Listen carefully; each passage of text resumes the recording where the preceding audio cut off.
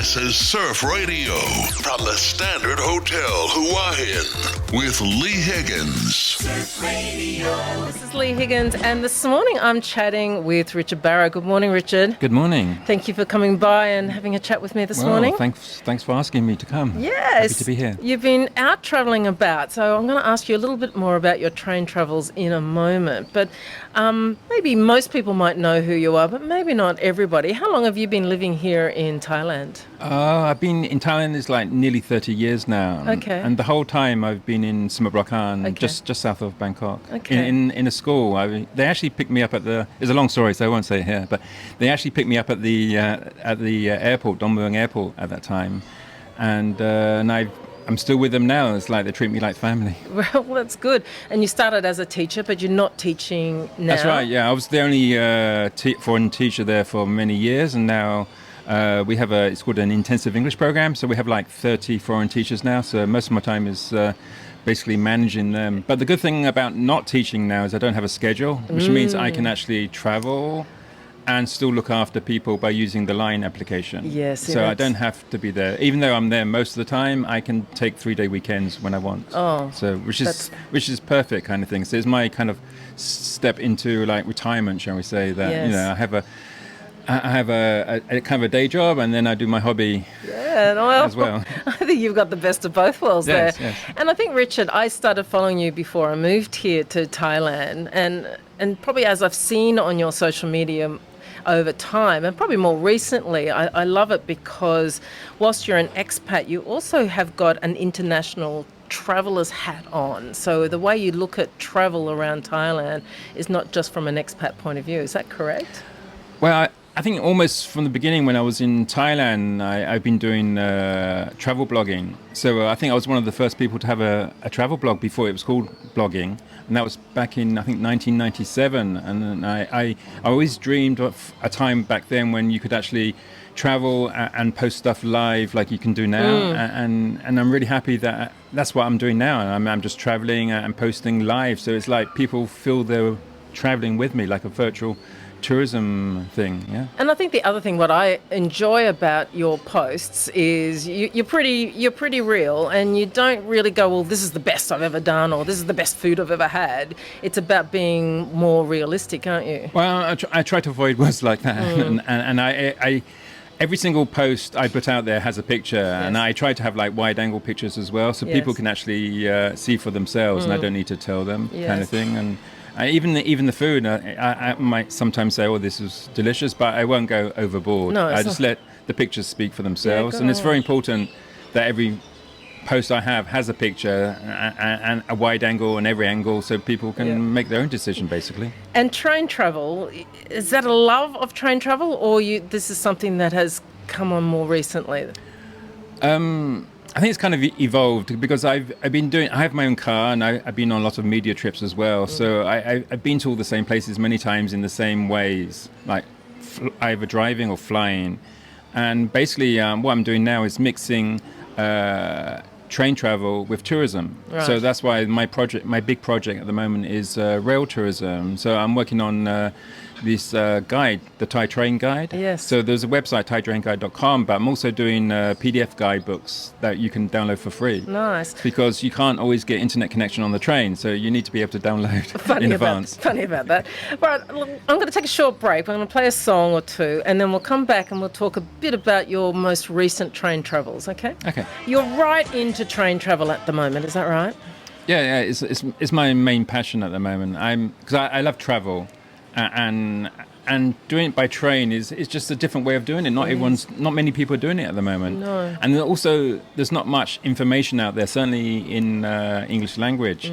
So that was kind of a motivation for me to do a guidebook to give people tips about which trains, which lines are the most scenic, where to go, whether to sit on the left or the right, and that kind of thing. So that's the kind of thing I'm researching at the moment. Practical stuff, right? Yeah. And then it leads into food as well, which maybe we'll talk about later.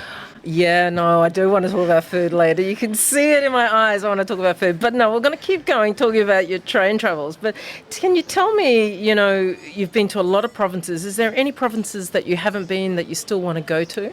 By train? Well, I've been through all the provinces Have you? by train, so I've been on all the lines and all the branch lines already. So what I'm doing now is I quite often, for example, go to Chiang Mai or go down to the South Hat Yai or Padang Bazaar or Sungai Golok. I go by sleeper train because it's a nice way to travel, but you miss out on a lot of the highlights along the way. So what I'm doing now is on this particular trip, I took a sleeper train from Bangkok to Nakhon Si Thammarat. That's like 16 hours. And then basically I'm coming back slowly from Nakhon Si Thammarat to Bangkok, taking about 9-10 days. So I went to, what was it, Chimpon, Surat Thani, Chimpon. I went to Ban Glut, Yes. which is a nice seaside resort. It's Beautiful. only like a 10-minute walk from the station to the beach, which is quite good. And then Prachuap Khiri Khan, and then here in Huahin. Yes. So yeah. So I'm basically I'm looking out for places that are easy reachable from the train station or have some good transportation. Yeah, and you always put where you're staying, how much it is, a little bit of a view about that area as well. Well, I think that's the main problem a lot of people have and puts them off. Is like airports as well. You know you're going to arrive there, but you don't know what happens next. How do you get to the hotel? Because with airports, it's quite often outside the city. Correct. But with the old train stations, at least, they're inside the city. So you can actually walk within a few minutes to your hotel. And a good example of this is Lopburi, which is one of the old cities of Thailand. All the tourist attractions in Lopburi are within 10 minutes walking distance of the train station. So basically, you can do a day trip from Bangkok quite easily to Lopburi, walk around, see everything you need to see, including the monkeys, and then go home on. Easy. It's a nice day trip. A lot of people just go to UTR, but Lopburi, it's only a couple of hours from Bangkok, and it's a nice day trip. Well, I think there's some nice little gems out there and about. What's been your favourite train trip? Is that a hard question? On this trip or in past trips? Yeah, I think just in past trips. on past trips, I still like the northern Thailand. A lot of people, they take the sleeper train from Bangkok. It's usually the number 9, and the problem with that train, even though you arrive at a nice time, you're going through the most beautiful part of the country in the middle of the night. Whereas I like to take the number 51 train, which leaves at 10:30. Right. So it's a bit later, and it arrives at an inconvenient time of midday. So you, as a tourist, you're missing half the day, but you arrive in the most beautiful part of northern Thailand at sunrise, and it's a perfect way to go, and that's my favorite train as well as my favorite route. But on the last few days, I've had some really good scenery coming up from Nakhon Si Thammarat. Surat Thani has some great limestone cliffs that you can see from the train, and same with Prachuap Khiri Khan. And that was a really good train ride. And you need to do it on local trains, because the windows are open, and you become part of the scenery, and everything is like, and with there's people coming and going all the time because it stops at local stations. But I wouldn't suggest going all the way, like for example Nakhon Si Thammarat, all the way to Bangkok in a third-class carriage with an open window, because that's like 16 hours. And so what I was doing, I came down on an air-conditioned sleeper train, and then I'm doing hops going back. So I'm spending maybe 1-2 hours each day in a third-class carriage. Nice. So, well, we'll come back and talk a little bit about the train station and the rail focuses going forward for Thailand. So I'm going to take a short break, and we'll come back and chat about that. Okay. My special guest this morning has been Richard Barrow, and we've been chatting about rail travel. And Richard, you've been to Huahin before. You've seen the iconic railway station here, which Huahin is known about. What's your experience been about being here in Huahin? I think this is the southern line, which is I'm exploring at the moment. So I came down here earlier in, I think it was April. So I was on a train trip from Bangkok to Singapore, which people would have done as far back as the 1920s. But in the early days back then, the sleeper cars didn't come in straight away. So what happened, the State Railway of Thailand, they had a tourism division, which also included running hotels. So one of their first hotels was where the Santara is now. Yes. It was the Huahin Hotel, Railway Hotel, basically. And that's like I think it's a 10-minute walk from the station. So when I came down in April, I stayed at the Centara, the original railway hotel, and it's still in its same magnificence as it was before. It's an amazing place by the beach, and to be to stay in a historical place like that. I actually stayed last time I stayed in the railway suite, which is where they would have stayed in the old part of the building. Yes. This time I'm staying in one of the modern rooms, beautiful. but it's great. And Huahin, as you know, has the royal waiting room as well, and they say they're gonna, even though they're building a new station there, it's an elevated station, they will keep the old one as some kind of a museum. It's so important. But I've seen the new one. It's not finished yet, and it's looking beautiful, and I think it's good. All the stations have been rebuilt all the way down as far as Chumpon. Some are finished already. Others are still a bit of a working site. But yeah, it's looking good. Well, I think that built the new railway station for the future. It certainly is, 3 or 4 times bigger than what we've had before. But I think you can't just build something for now. You've got to be thinking about the future. So do you think the Thai government has really got rail travel on its radar? I wasn't sure before, but yes. When you say yes, it's future-proof. That's absolutely correct. The same with the new terminal in Bangkok, which is called Grungtep Apiwat Station. People go in there and say, "Oh, it's massive, it's empty, it's like an airport, and it has no character." Yes, but that's because there's like 3 floors. The second floor is the long-distance trains, and the third floor is going to be the high-speed trains. So there's a big section which is not being used at the moment. So in the future, it will be. And then same here in Huahin, there's going to be a lot more travel. As soon as they finish the dual tracking, so that will speed things up. The trains will be more reliable. Because at the moment you have to wait for an up train to go before you have to stay in a siding, so you have to wait for trains to go. The other day, one of our trains hit a car, and all the trains were delayed by 2 hours. But with dual tracking, that kind of thing would be in the past. And so it's not only more reliable, it's going to be faster. So it could be at least 1 hour quicker to go between Bangkok and Huahin. Yeah, I think it's going to be a great thing for us because we're not quite sure about the airport at the moment here in Huahin, whether that's going to open up for international travel. But certainly train travel is a little bit more like, sort of going to be easier for people to get to Huahin and the Royal Coast.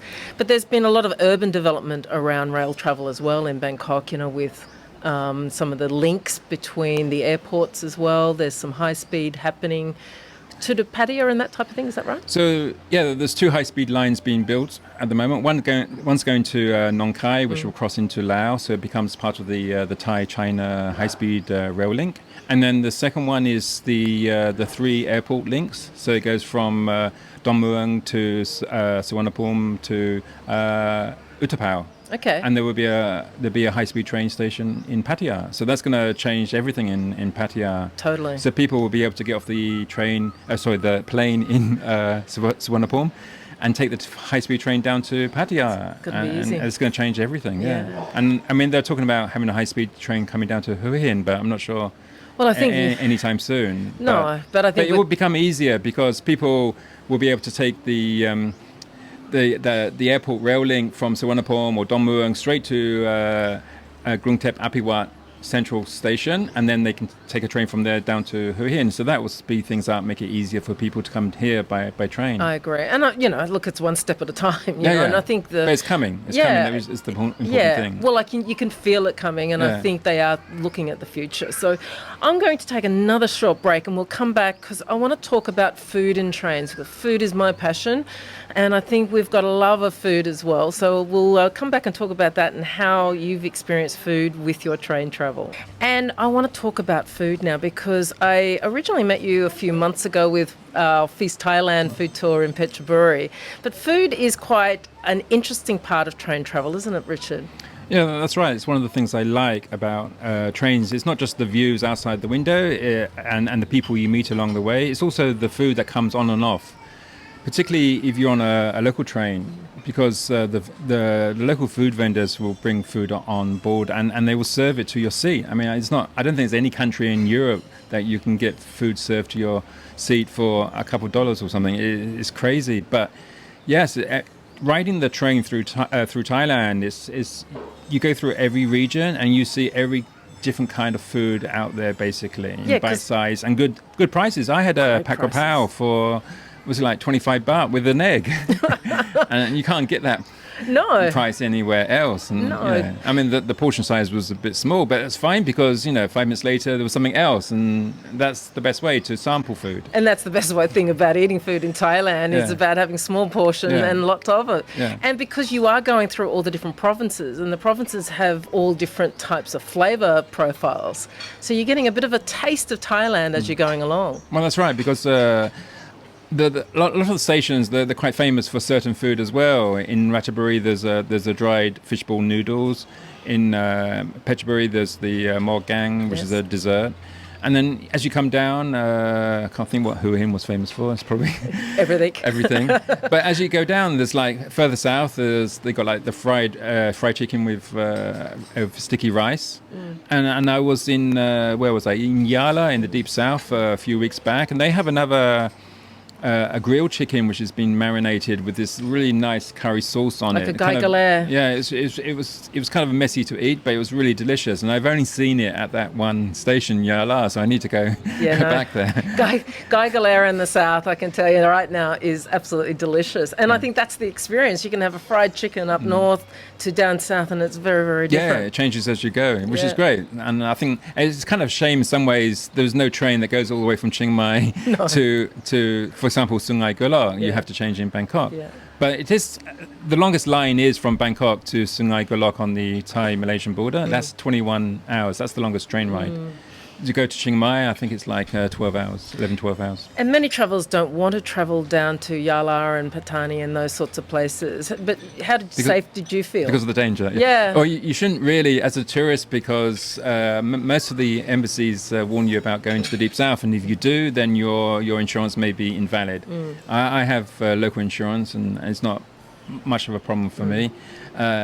It is relatively safe. Even down there, you have armed guards on the train. Yes. But no, it's fine. I never had an incident. Of course, you're going to get the odd thing every now and then. It's impossible to stay away from it. But I feel perfectly safe. You just the usual street savvy rules and that. But talking about safety for solo women travellers, all the CNR, which is the Chinese sleeper trains, Chinese built ones. For example, the number 9 that goes from Bangkok to Chiang Mai, all those trains have one dedicated carriage that is for women and little children only. So if you feel nervous about traveling alone as a female person, then the CNR trains, which are the modern sleeper trains, is a way to go.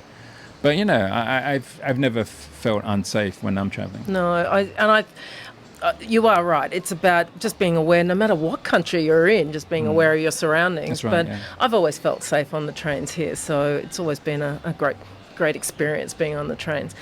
Well, thank you very much for popping in and chatting today. I've really enjoyed your information around your travels on trains. And so you're here for a couple of days?